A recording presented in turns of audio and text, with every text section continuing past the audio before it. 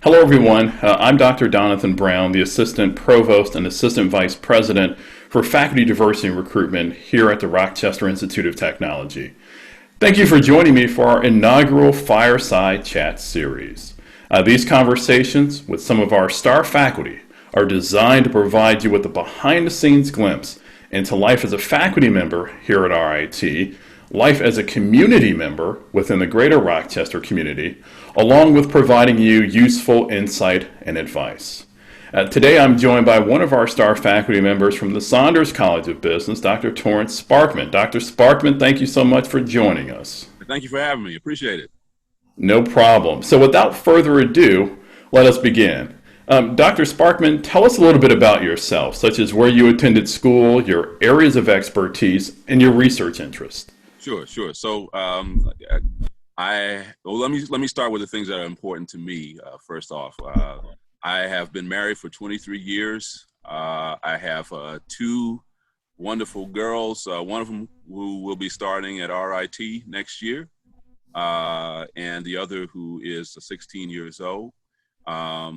My education, I have a PhD from the University of Illinois in Human Resource Education, a Master's of Divinity from Trinity Evangelical Divinity School, and a Bachelor of Science in Management from the University of Illinois, Chicago.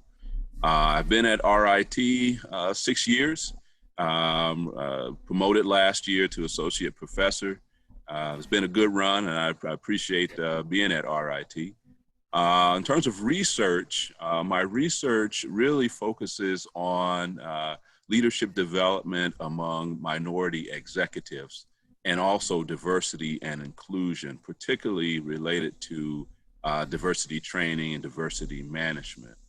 One of the more recent projects that I'm working on is I'm a guest editor in a special issue of Advances in Human Resource Development. It's a journal in my field in human resource development, which focuses on practical aspects of human resource development.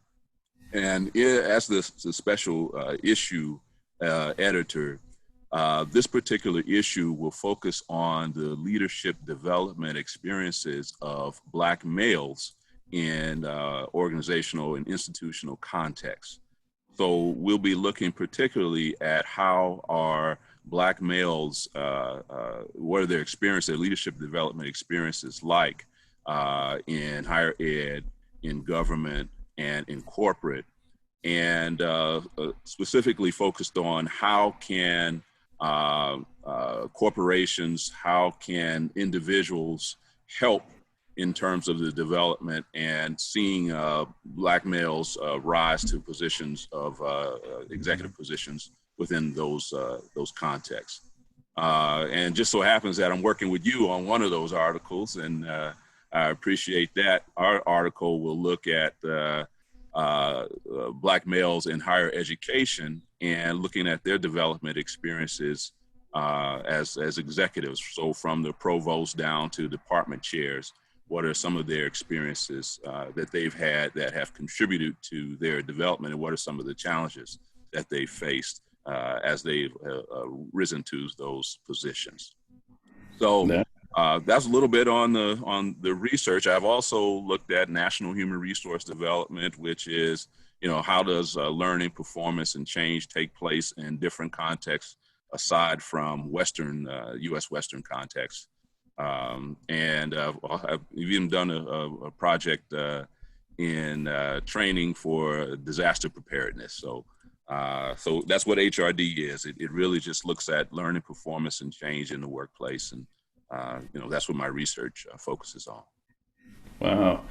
You certainly have a lot going on, both on the personal and professional side. So thank you for sharing all of that.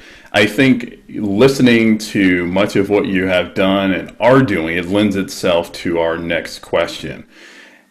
You've been a longtime member of the greater Rochester community, and for many who don't know about how dynamic of a place it is to reside, can you share with us some of the people, places, or events that you enjoy the most? Yeah, well, sure. I think one of the things that I'll say right off the bat is I'm a member of the Alpha Phi Alpha Fraternity Incorporated, and we have our gala every year, and the gala focuses on raising funds for college students, and we do that every year. This year is going to be virtual, so I'll be hitting you up for some virtual money, no, some real money uh, this year. Also, some of the things that Rochester really brings to the forefront is a network of professionals. I've been able to meet a lot of Black and Latino professionals in all types of industries, and it's a community. It's small enough where you can know somebody who knows somebody, and also big enough where you can go and get your entertainment and still find enough things to do that'll really be pleasing to you and your family. And that's one thing I do want to stress, is that this is a family oriented place. And my girls have been very successful in school, and have enjoyed being here in this peaceful environment. So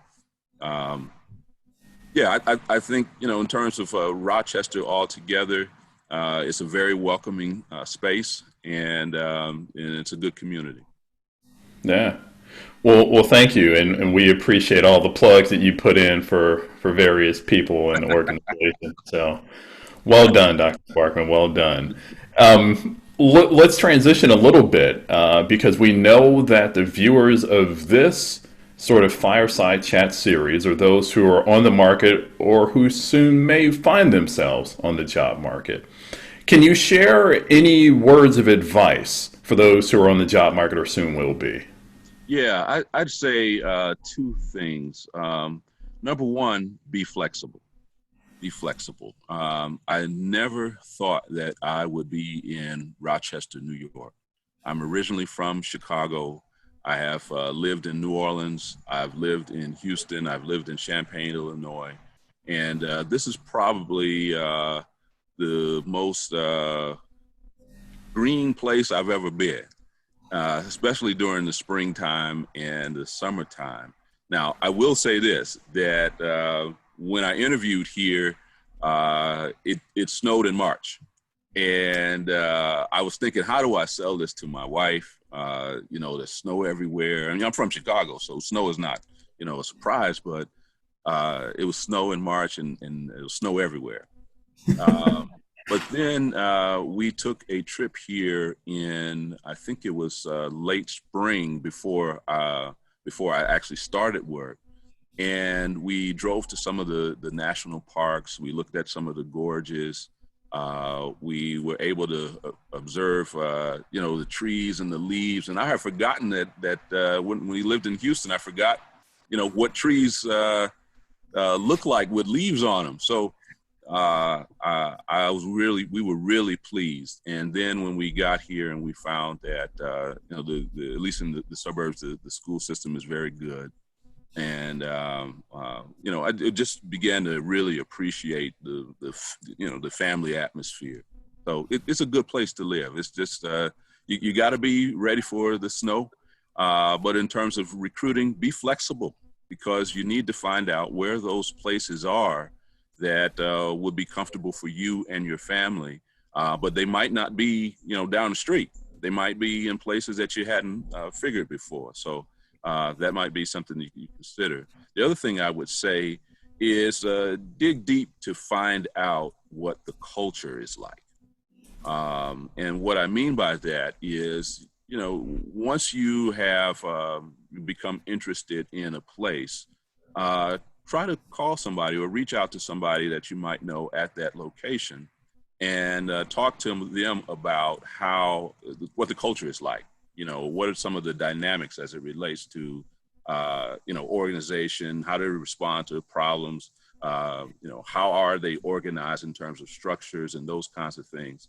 And what would be some of the processes as it relates to tenure and those kinds of things. So it's good to both be flexible and to also dig deep in terms of the environment and the culture that you'll be going to, because you don't want to be surprised in that way. Yeah. No, I think those are excellent words of advice, particularly the understanding about being flexible.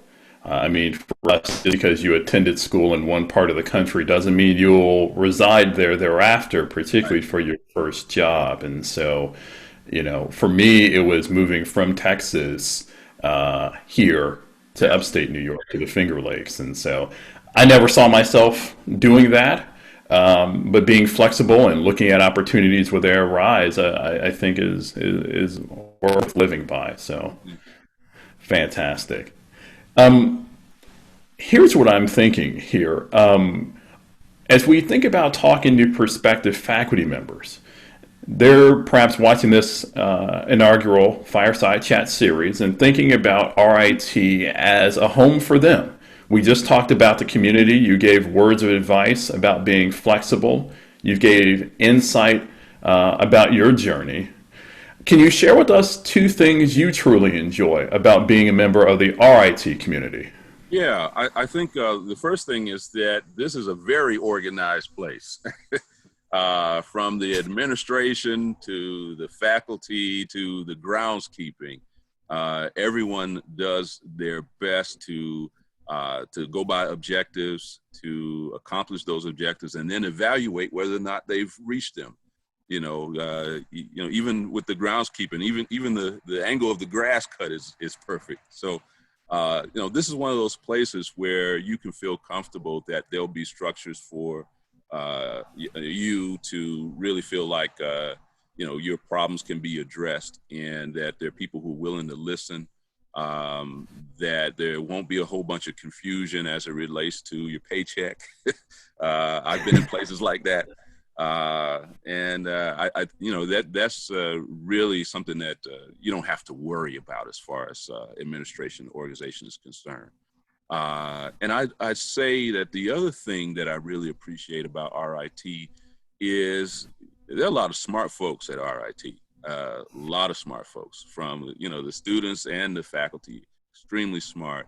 When you see people or students at the RIT Imagine Festival, which is a presentation of innovative ideas, when you see the students' presentations, you're just kind of blown away that this can come from a young mind. And but then you realize that there are also professors who are instructing these students.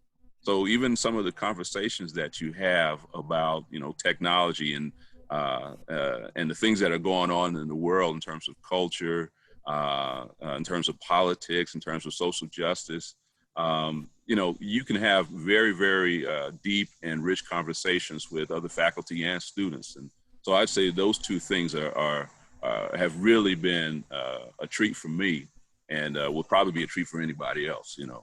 Yeah, perfect. Well said. And so thank you for highlighting those. Those are certainly things to consider for anyone who's considering joining, whether it's RIT or another institution. So thank you very much. Well, Dr. Sparkman, believe it or not, this is the end of our conversation for Oh today. man, no more to talk about? Well, look, it's been a pleasure. I will certainly say that. I think your answers were robust, and it gives prospective faculty something to think about when looking at RIT, as well as other institutions as well. So thank you so much for joining me today for our inaugural Fireside Chat series. Thank you. Would you care to close us out today? Sure.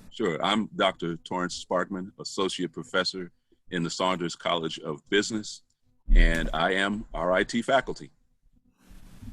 Well done. Thank you so much, Dr. Sparkman. Thank you. Bye-bye.